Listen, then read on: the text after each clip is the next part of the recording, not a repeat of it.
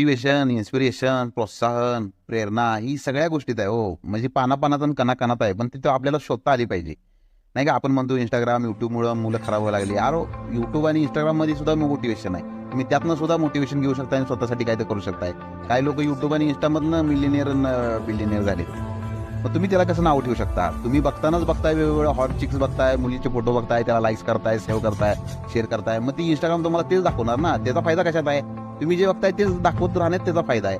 तुम्ही जर तेच बघायला लागला तर तुम्हाला तेच दाखवणार आहे. तुम्ही सर्च करा ना, मोटिवेशन सर्च करा, सायकोलॉजिकल फॅक्ट सर्च करा, हेल्दी सर्च करा, हेल्थ कशी चांगली ठेवायची, रिलेशनशिप कसं चांगलं ठेवायचं, पैसा कसा कमवायचा, हॉटेल मनी म्हणजे काय, हे सर्च करा ना. तुम्हाला ते दाखवणार. त्याला तुम्ही जे सर्च मारणार ते दाखवणार. तुम्ही दुसरंच बघत बसताय म्हणल्यावर तुम्ही त्यात बिघडतच जाणार, तुम्ही त्या ट्रॅपमध्ये सापडतच जाणार, तुम्ही मॅट्रिक्समध्येच घुसत जाणार. प्रत्येक गोष्टीत रस्त्यावर सुद्धा मोटिवेशन आहे, रस्त्यात दिसणाऱ्या गाड्यामध्ये सुद्धा मोटिवेशन आहे, पुस्तकातनं सुद्धा मोटिवेशन आहे. तुम्हाला घेणं जमलं पाहिजे. दुसऱ्याला नाव ठेवत बसू नका. मोटिवेशन शोधा आणि काम करत राहा.